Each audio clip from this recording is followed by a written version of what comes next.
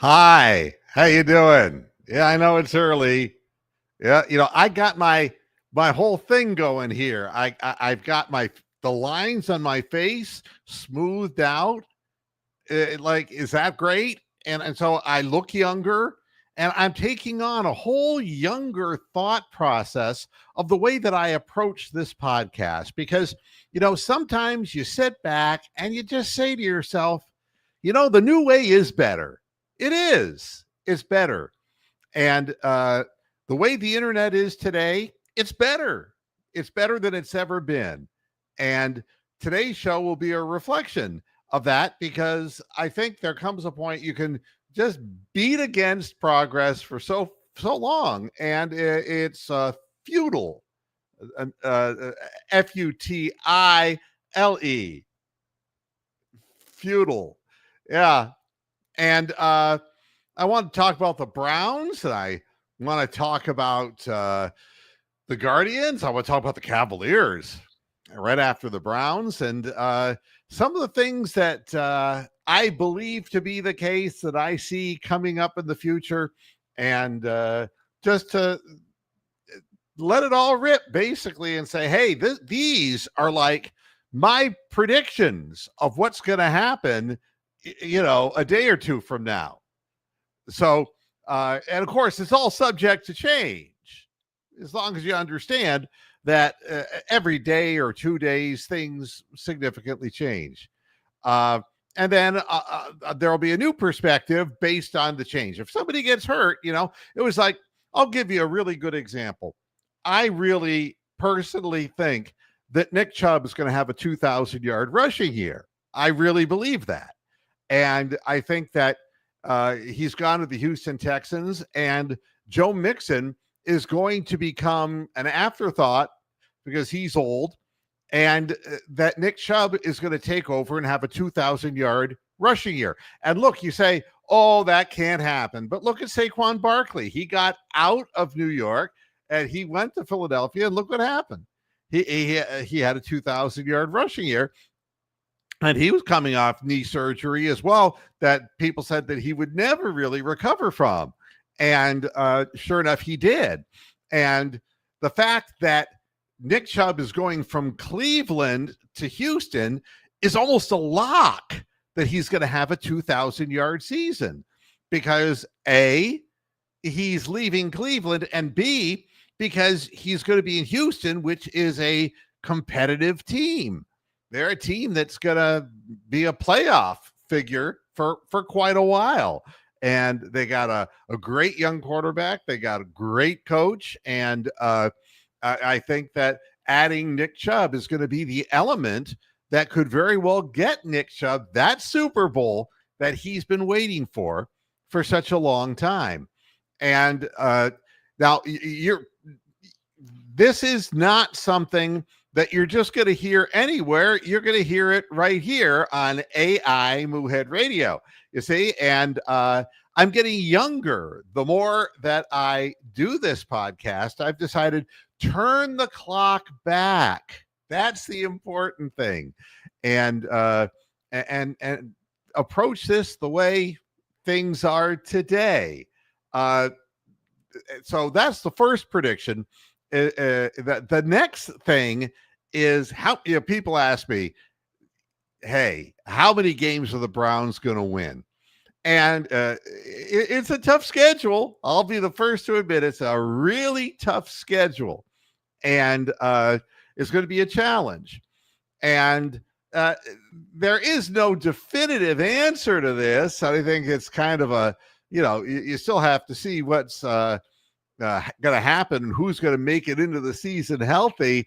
But I have predictions here. Now, I want to remind you that these predictions are predicated on today's reality. So if somebody gets hurt, I couldn't possibly foresee that. And as a result of that, it will just absolve me from any responsibility about what the things I'm about to say, which I'll probably change in my next podcast.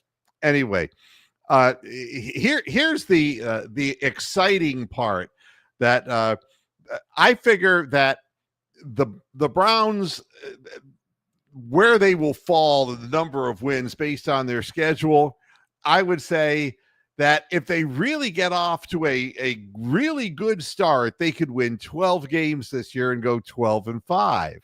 But if they get off to a not so good start, they could go 1-16. So somewhere, in between there, I kind of think is where this thing is going to fall. And a lot of it is just injuries that we know we can't control, and some of the positions that we can look at with the Cleveland Browns as far as who is going to live up to the hype and who is not. We have 4 quarterbacks in camp, and they've already gone through 3 OTAs. And, there's a definitive pattern that we're seeing here. And that's that there's Jerry Jeudy and a bunch of other people who are going to try to become wide receivers for a team that has, the 3 or 4 tight ends. So it's going to be really exciting to see people like Jamari Thrash develop, because there's a guy who's got to get it going if he's going to have an NFL career. And even more exciting is the prospect of Cedric Tillman, which is the big wide receiver that we've always wanted in Cleveland. But, he over the first 3 days of OTAs, he has already missed the first 2 of minicamp because he's off to the side because he's not ready to play yet. But, I'll tell you what I saw personally was the way Cedric Tillman was standing on the sidelines, not practicing, was impressive to me. It was really impressive. And Jamari Thrash, he's finally starting to show some of the promise that made him drafted out of Louisville, because he is NFL quality caliber guy who just never got a chance in Cleveland. And I want to point out that Jamari Thrash didn't get an opportunity because of Deshaun Watson. And I think that's the important thing to remember. If you're looking at a guy like Jamari Thrash, who's maybe not the fastest guy, but he can kind of twist you up into a pretzel and get open in intermediate patterns, and you're playing with a quarterback who's a drop back guy who holds on to the ball and is looking for long gains downfield. If you're not the biggest guy in the world to fight with people, you're not going to see the ball. Jamari Thrash could be a great NFL receiver, an all-pro receiver, but the bottom line is that Deshaun Watson made that impossible. And I can say this about other receivers, Cedric Tillman as well. He's a big guy, but if Deshaun Watson never looked at him, it didn't matter whether he was open or not.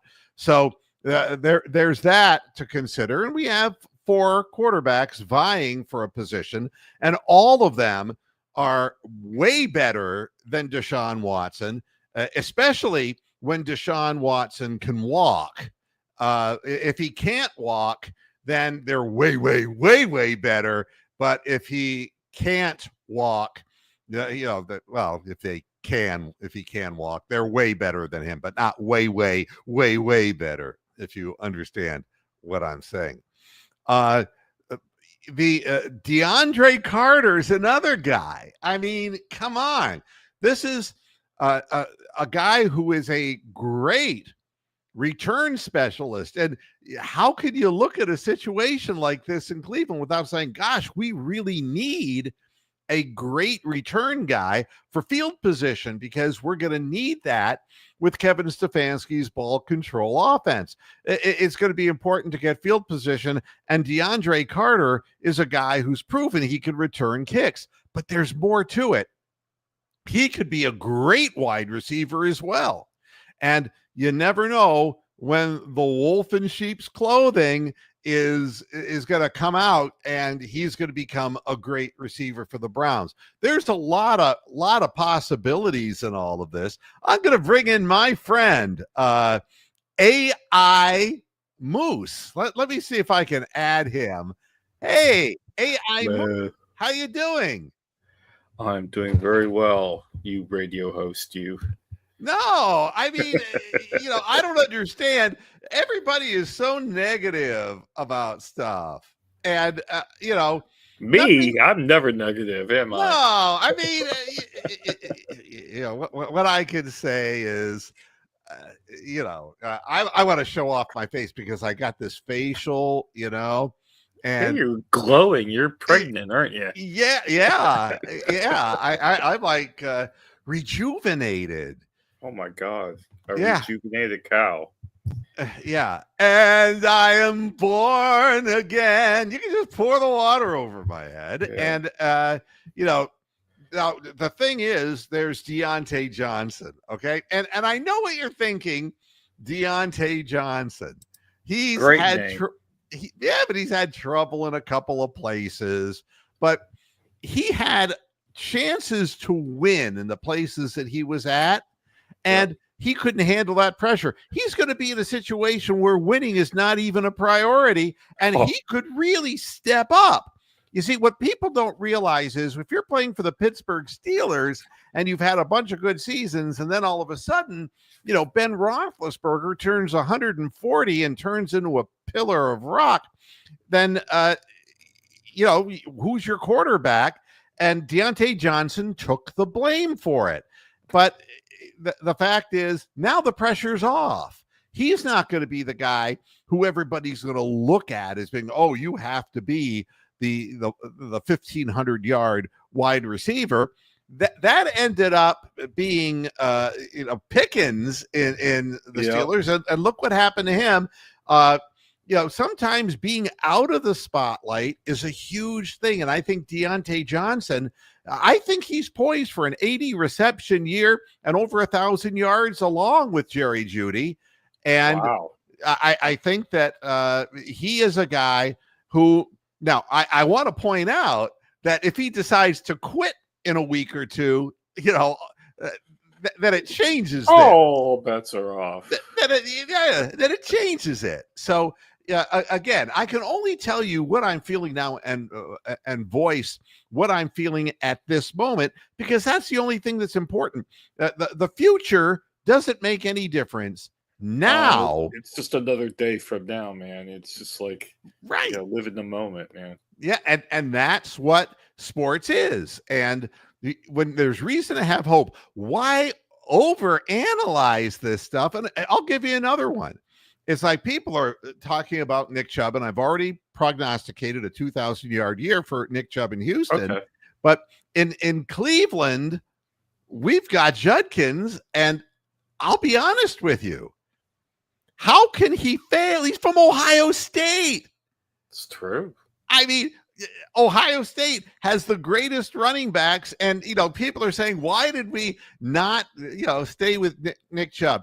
And I love Nick Chubb, and I want Nick Chubb to succeed. And something, I know for a fact that Nick Chubb will end up back in Cleveland. I know that in my heart. And the reason is, once he proves that he can have a 2,000-yard rushing year in Houston, then by the time he has another 2 years in Houston where he gains over 1,500 yards, then he'll come back to Cleveland and they'll have a memorial for him. And, and they'll celebrate him. He's coming back. He is coming back. So, I mean, why worry yourself? We've got an Ohio State running back. Are you kidding me? There's one person watching right now. I think it's me. Well, because the reason for that is because nobody knew this program was going to be on, and it's all about the viewership in the archive broadcast, and people are going to like. You're positive about that because you love your archive viewers. Yeah, I mean, yes. The truth of the matter is that what people are going to like this new change of attitude on my part, because it's like a shapeshifter thing. Yeah, and you're a shaman for Cleveland sports. And, well, I mean, and I think a lot of people have said, this guy never made a prognostication that made any sense. And it's like, I looked back at things, and before I created this image of myself getting younger. You notice the wrinkles are fading away, and pretty soon I'm going to take on the appearance of a much younger man, I'm sure. And the reason for that is because you have to cast off the old skin and grow new skin. Yeah, you got to work on unblocking those chakras. That's right. I mean, and you get stuck in a rut, and hey, anything's possible in sports. Anything is. That guy who won the U.S. Open golf tournament. I mean, there's a guy who's half white, European descent, half Filipino. Okay. His mother was from the Philippines. Could have been your boy. Never won anything. This guy is into his 30s, and it looked like everything was falling apart for him on the course. After 5 holes, he was 5 under, or 5 over, I'm sorry, for the day. 5 over. Yeah. He was falling apart. The wheels were coming off, and then it started raining, and the course was really difficult. And then all of a sudden he started making better shots, and the field kind of stayed level with him because everybody was having trouble. And it came down to that last hole, and he needed a putt that was 64 feet from the cup. And, that was going to be his only chance to win. And the guy who hit after him hit the ball 2 feet behind him, so that way he got to read the line. That's exactly right. And he had that experience of a 30-some-odd-year-old man, and his time was at hand. And the other guy missed his putt, and he stands up and he knocks it in from 64 feet. Winner, chicken dinner. I mean, so don't tell me that Nick Chubb can't run for 2,000 yards, because Nick Chubb is a football god. He's Batman. And don't tell me that Judkins isn't going to work out, because he's from Ohio State, and everybody from Ohio State is successful. Everybody. And we need to draft more Ohio State players. And I keep, saying this. It's like we keep going after people maybe who are from different colleges. LSU and we should have had Will Alabama. Howard. Will Howard should be one of the quarterbacks competing in this camp, because I mean, wouldn't you rather have Will Howard than Kenny Pickett? Yes. I would actually. Yes. I mean, and I think all Browns fans think that's honest. are with me on that. Absolutely. Yeah, I would. Yeah. So you're now Deontay Johnson's going to be 29 years old.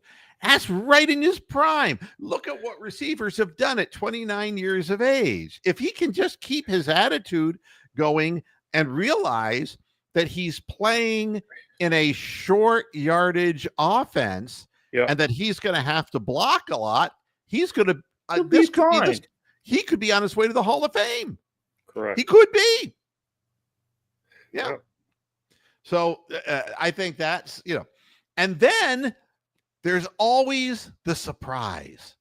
There's always the guy who you don't know anything about at wide receiver. And there he is in the OTAs. And Gage Larvadane is this guy went to Miami University in Ohio. He also went to South Carolina, and he also went to Cedar Point once. And Kings Island as well? Or? Yeah, he did. Yeah, he was out down in the south part of the state. And Gage Larvadane is catching everything in sight. I mean, and he's the favorite target of Shedeur Sanders, who, granted, Shedur's only playing with the seventh string, but it doesn't matter because it's got a relationship. So he's already establishing a bond with a guy who probably will never play. Wow. But it shows that Shedeur Sanders has the ability to adapt and mold to personnel that he's never played with before, which is what he did in Colorado so effectively. And if you're upset about, Shadur's we gotta give him more time, just remember the reason that Shadur Sanders is in the position that he's in and the drop that he had in the draft was because of Deshaun Watson. And if you don't see that, you're missing a huge part of this that, in my estimation, that he dropped in the draft because people saw the lengths that the Browns went to get Deshaun Watson, and nobody wanted to step up with Shadur Sanders because they felt too big a name, too big a chance at being a flop, and so everyone passed up on him. They were pussies. And the Browns were just following this line of everybody else. When it came down to the 5th round, they decided to give it a shot. And somebody would have within the next couple of picks anyway. And, but all of this happened because of Deshaun Watson. So totally. Say what you want about the Haslams, but they're not pussies. No, and I'll tell you this. The Haslams are extremely effective business people. Now you can make an argument about football, their record. It's like it's not about the record. It's not about the record at all. If we get Brook Park, if we get that facility, it is for all of us. Believe me when I say, even me in England, it's for all of us. I would personally, rather than put all of my marbles into one season of the Cleveland Browns, I would rather have a magnificent new building with concerts coming into it. That would be so much fun right here in Northeast Ohio. If it's just a football team that doesn't win, then what happens to the stadium the rest of the year? And people just start looking at it like, oh, that's the house of a losing organization. So just think of the mega concerts you could have. You could have Cheap Trick and Men at Work, and you could have you can get big names there because look, Megadeth. You could have all the big names. All the big names come to Detroit, Chicago, and it's in a straight line with Cleveland. And you'll have all of this open land. It's going to create a real estate market boom in the western suburbs and west of Cleveland. And, the downtown is already gone, and there's a bunch of vagrants and people who are homeless. And, we've done everything we can do for them. And they find that area no matter what we do, and that eventually you have to try to gentrify that after, the filth is cleaned up. But you can't have a stadium down there that's safe for families. You just can't do it. So, I'm all for Brook Park because it's not because of what Brook Park is, it's what it can be. And that's the same thing with the Browns. Yeah. And, so besides Shadur Sanders, who's taken the absolute blow for Deshaun Watson, you have Dillon Gabriel. And Dillon Gabriel is a guy who's a very accurate quarterback, and they threw him right into the mix in the OTAs. And somebody dropped him. First string people. And people are saying, well, he didn't look as good as ...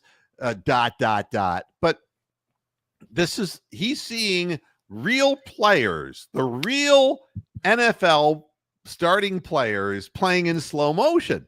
And you have to understand that just facing people who know where to be, who played the defense and understand the placement of Jim Schwartz's defense, that made things 4 or 5 times harder for Dillon Gabriel than it did for anybody else. Yeah. And, you can say, oh, he's too small to be a quarterback, but he has succeeded at every collegiate level. He's very accurate. He gets rid of the ball quickly. And the reason that he is in Cleveland is because of Deshaun Watson. If Deshaun Watson had become everything that people thought he was going to be, we wouldn't have We to go wouldn't through have all him. this. No, Yeah, we wouldn't have to go Dylan through this. Gabriel without Deshaun Watson. That's right. And so you have to accept the things that come your way. That is And- so true. My whole life is shaped by Deshaun Watson. Well, Everything that I have is due to him. And I'm not saying that. I'm just saying from every adversity comes an opportunity. Oh, And God. Dylan Gabriel is here, and he's real. I wish I could be a little bit more confident about Kenny Pickett, but he's a Pittsburgh Steeler, and he should die. I'm sorry. He should be sacrificed on a wood stake and burned. He's a double Pittsburgh. He went to Pittsburgh University and Pittsburgh Steelers. Yeah, and I want to say hi. Look who it is. My friend Christopher Milton Sr. Hi. Oh. Yeah, we're getting a new attitude here on the program because there's no way. I mean, if we're going to have Ohio State running backs, you can't have a Pittsburgh Steeler quarterback. No, it's unacceptable. It's wrong. And you know, and I know that you're saying, well, you're being a little bit over the top. It's like, no, I think he should be burned at the stake. I really do. I think that the fans should boo him off the field and make his performance be so bad that he never plays in Cleveland. And starts crying.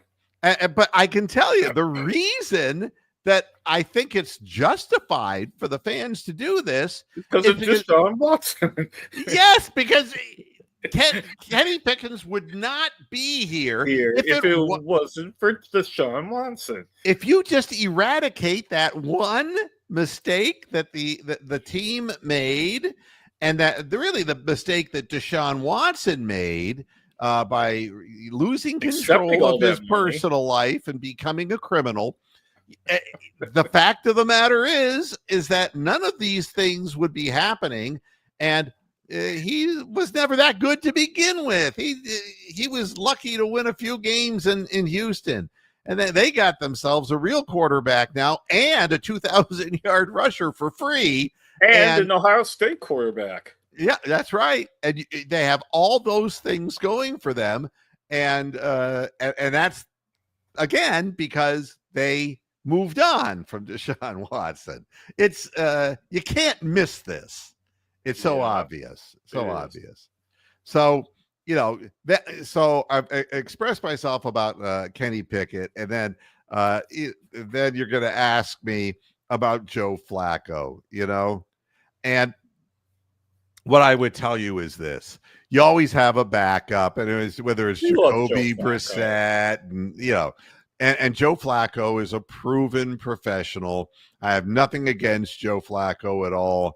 But, you know, when I look at the two young quarterbacks who are here because of Deshaun Watson, I remember Baker Mayfield.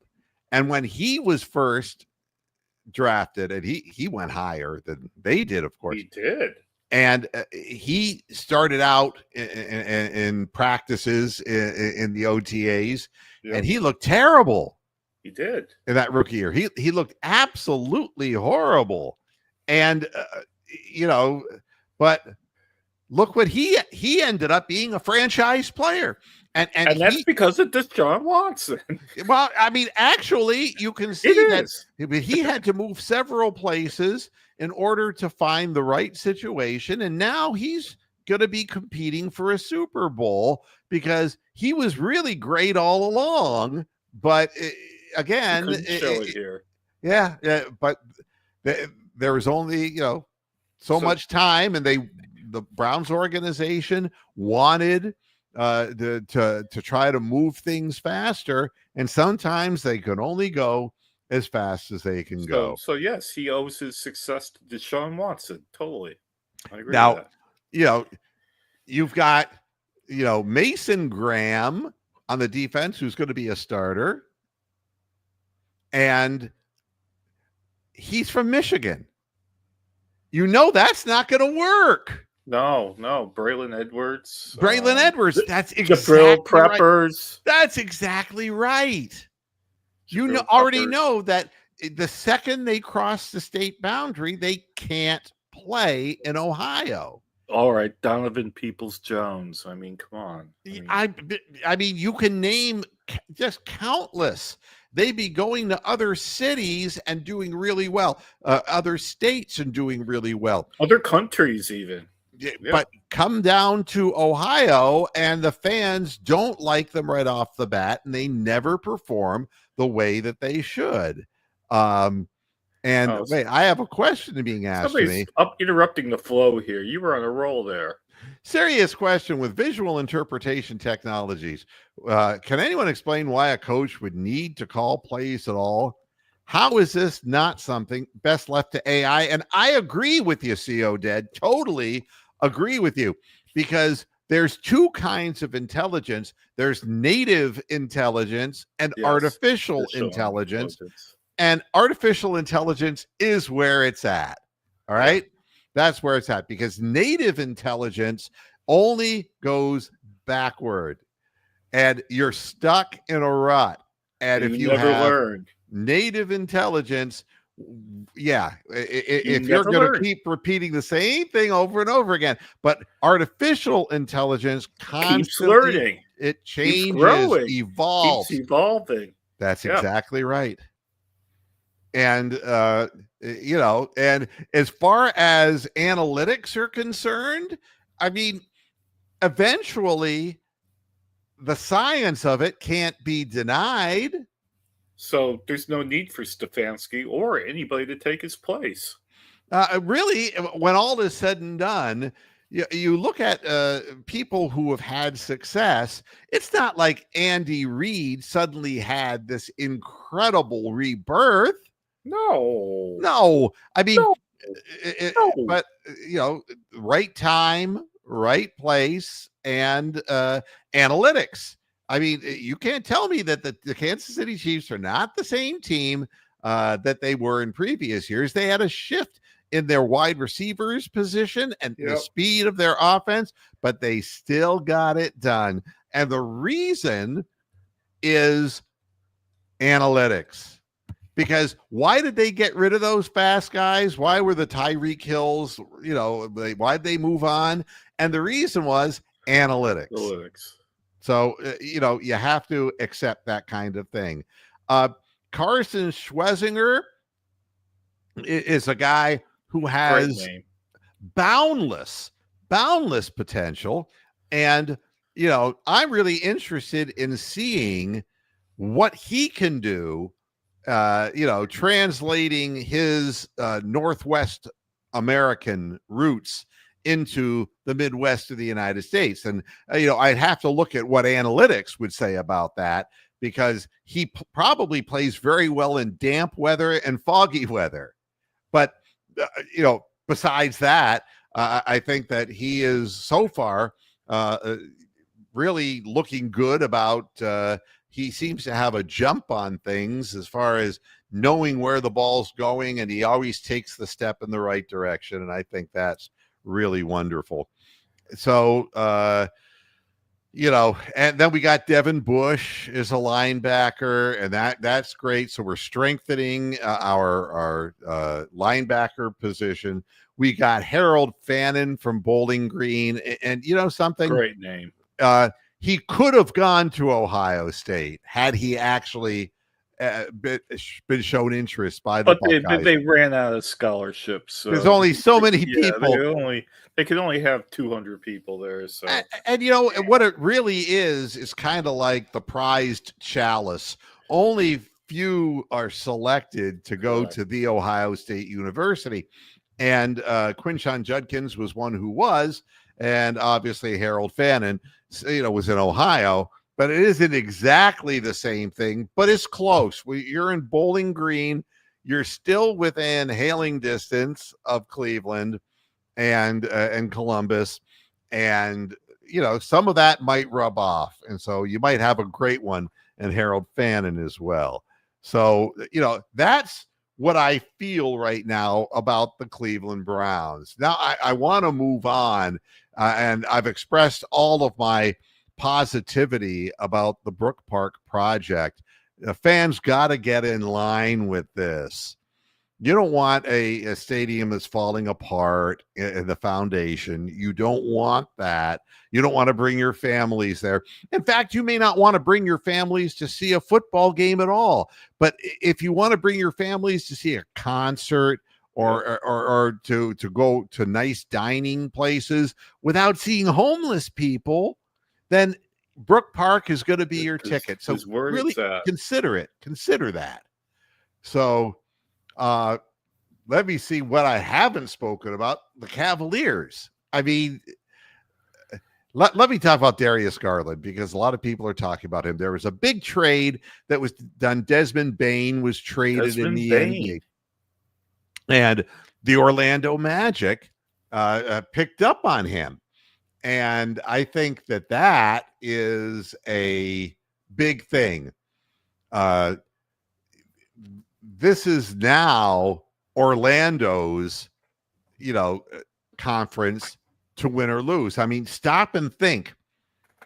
They have a core now of Banchero, Franz Wagner, and Jalen Suggs, and now they're bringing Desmond Bane in. Somebody who could actually shoot. A guy who shoots over 40%. I think they're going to be one of the favorites to win it all. They're young, and the core is played together. And, Jalen Suggs, who, I got to be honest with you, I would take for Darius Garland in a heartbeat. Okay. Wow.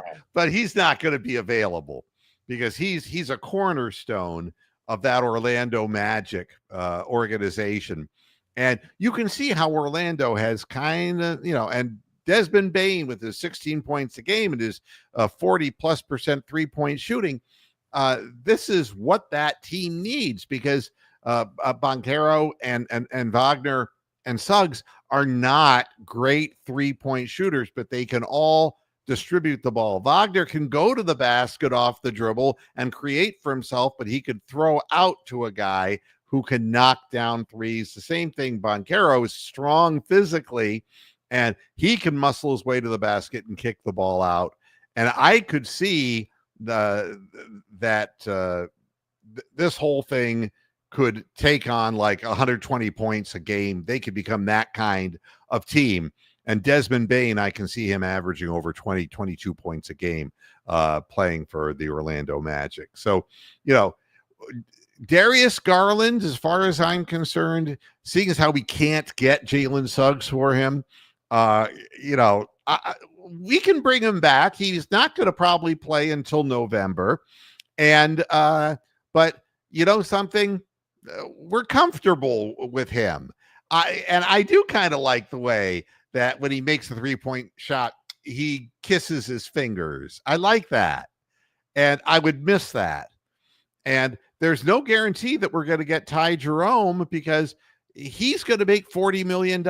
If Matthew Dellavedova, all the way back in the prehistoric days of basketball, if he got a $38 million offer from the Milwaukee Bucks, that now. Well, and the owner of the Bucks now. Well, he might do something like Ty that. Jerome is because of Deshaun Watson. 4 years, $40 million. Ty Jerome will get it. All right, and he'll get that money because of Deshaun Watson.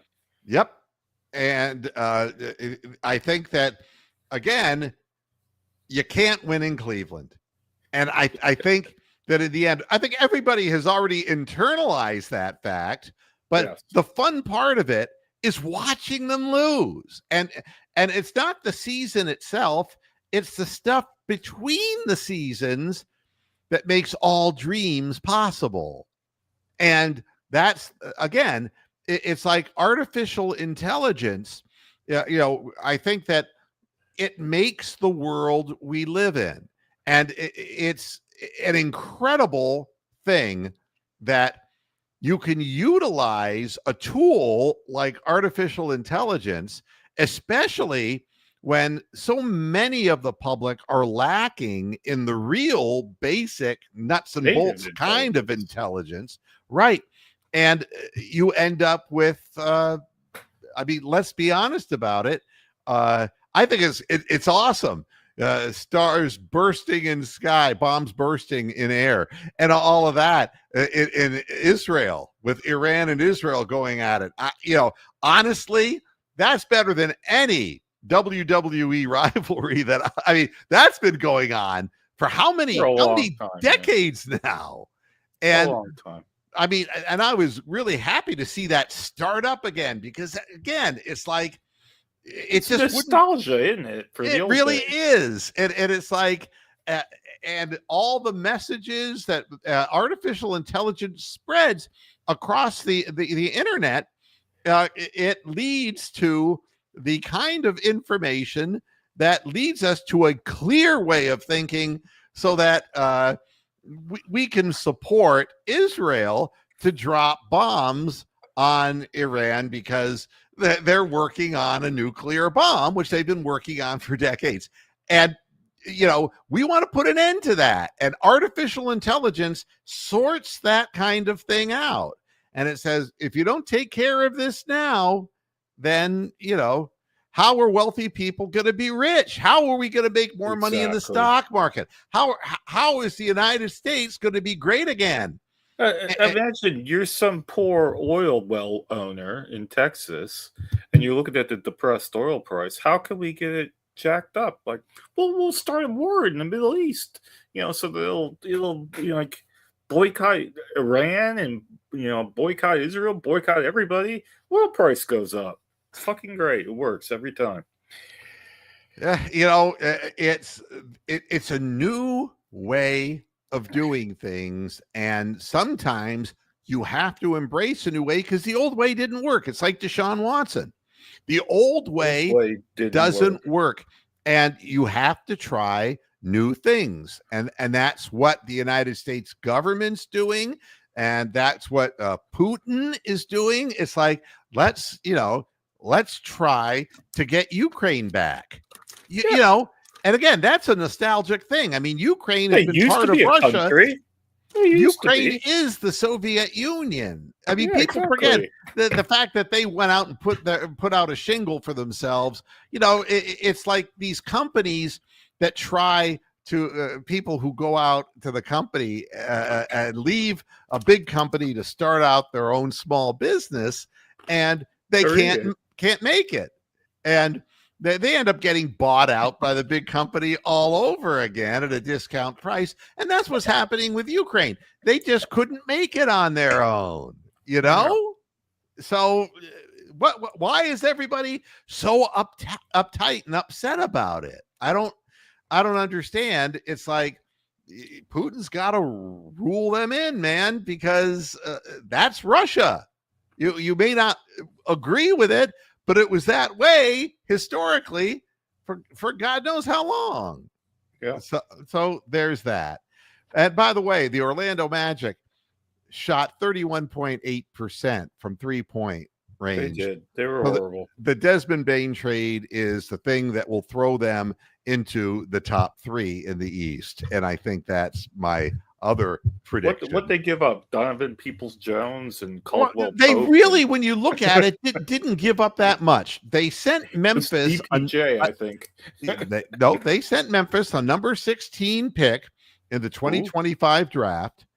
It's 2026 first round pick, which includes swap rights with the Phoenix Suns or Washington Wizards, and it's 2028 and 2030 unprotected first round selections. All right. So it sounds like an incredibly high price to pay.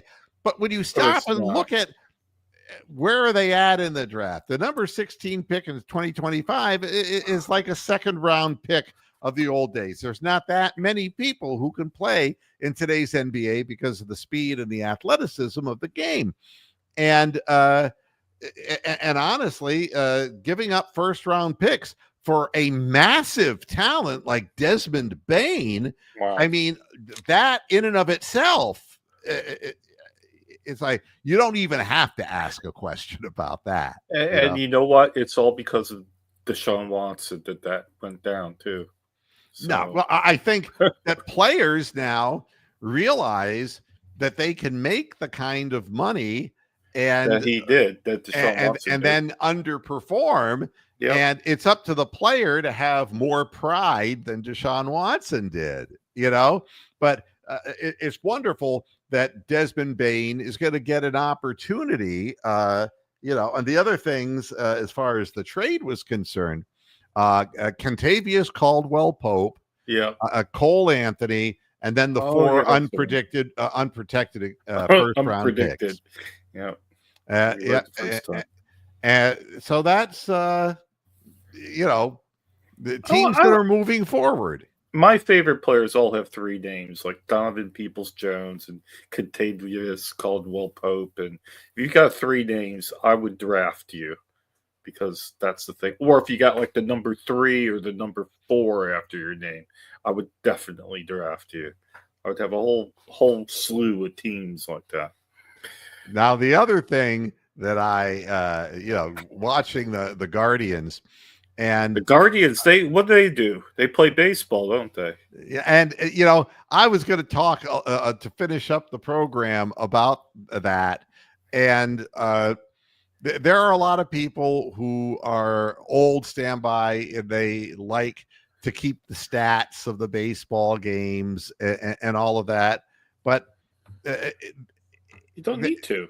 You don't need that. AI. The bottom line got its own stats. WAR. You can get better statistics with AI on the internet about anything you want to know, rather than sit there and try to figure it out. Try to work it out yourself. No, I mean, it's stupid. Trust somebody else's formula. Analytics is all part of things, and new statistics. You can come up with new ratio statistics, and you can become an inventor that way. It's, it doesn't make sense that you'd be sitting there laboring with a lead pencil on paper. I mean, come on. I mean, you want to know their strikeout to foul ball ratio. There's so how many balls do they put in play? Where do they put them in play? How fast does the ball come off the bat? But I mean, if you had to do that yourself for every player, that's why there is the internet. The internet gives us that information. It also tells us what to eat, what not to eat, what vaccines we should take, and which ones are unsafe. And the beauty of the whole thing is you don't have to make decisions yourself. You don't have to take responsibility for things that are way above your pay grade. Yeah. You could just, you listen. Do it. Your government knows what vaccines are healthy and which ones are extraneous and you don't need. So extraneous means unnecessary. You could look that up, on the internet. Use AI. That's right. And you could find, and you know something? You can find other words on the internet too. It's an instant thesaurus, and that's not a dinosaur. I remember once I thought a thesaurus was a dinosaur. But no, you have instant thesaurus. It'll come up if you don't know what extraneous means, or you don't know that what superfluous means, or if you don't know, any number of things. It will give you 5 words that are monosyllabic. That means one syllable, and that will explain what that word means. So I think that's great. As for the Guardians, they lost 6-0. They got swept in Seattle. They were they were sleeping. No, they were sleeping in Seattle. But not with Meg Ryan. No. No.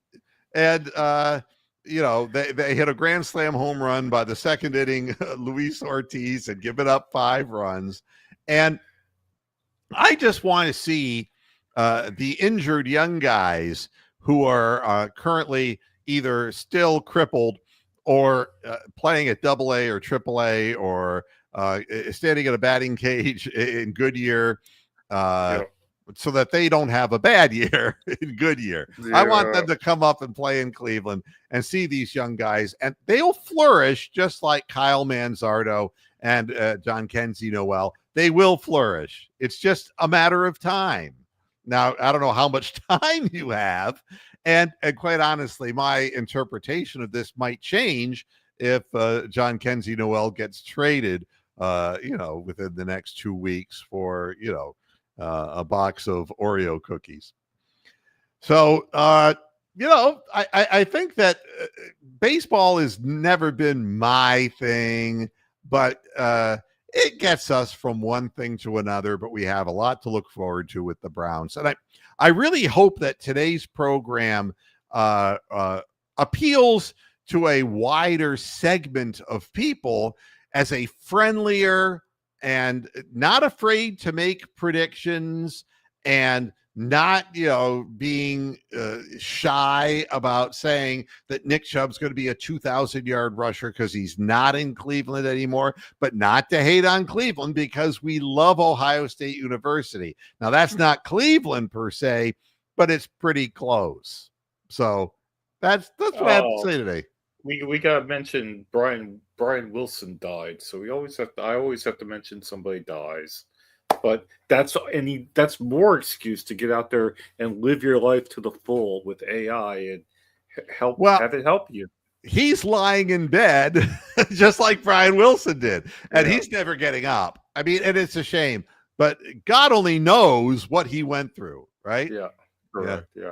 So, I mean, but this show is nothing but good vibrations. Exactly right. I mean, you celebrate what Brian Wilson did. You don't, why focus on, the fact that he had Alzheimer's disease before he passed away, that his wife actually tragically passed away before him and he had nobody to look after him, or that he had to perform with Mike Love for 40 years. You don't have to worry about that because Brian Wilson is in a better place right now. And in my heart, I honestly believe that he's in God's choir, Correct. And I think that's the important thing. And he really was a genius. There's no question about Brian Wilson. And I know I'm going to miss him. And I know everybody. And I know he's going to miss you too. So, and but we do have his daughters. And you got Wilson Phillips, who can carry on some of the harmony traditions. So there's a positive side to everything. Yeah.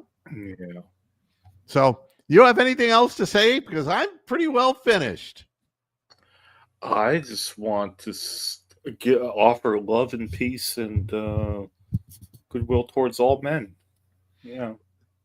Well, and I think that is appropriate, totally appropriate, and hugs to everyone out there. Yeah, even Tony the cow. Yeah, Tony's been with me for such a long time. He's like part of me. He's a wonderful young guy, and he's not even that young anymore. He's a cow now. I mean, he could die like Brian Wilson, and I would still have a smile on my face knowing all the great memories that we shared together. So I think that's important too. And how's your wolf doing today? Old Topaz. Topaz is Topaz. As a matter of fact, I was going to talk to you about that after the program. So let's go ahead and go off the air and good vibrations to everybody. Good vibrations. And everybody have yourself a good day. This will be up for archive. I really would like to see your comments to see if you enjoy this kind of content better, because this is a Lord only knows. And if you like the the filtering that I've done on my face, if you like that, let me know, please. I appreciate it. And to everybody, have yourself a good day. And I'm going to put this right up on YouTube right now. And until next time, stay positive, everybody, and good night, and God bless. Keep manifesting out there, my friends. Bye-bye.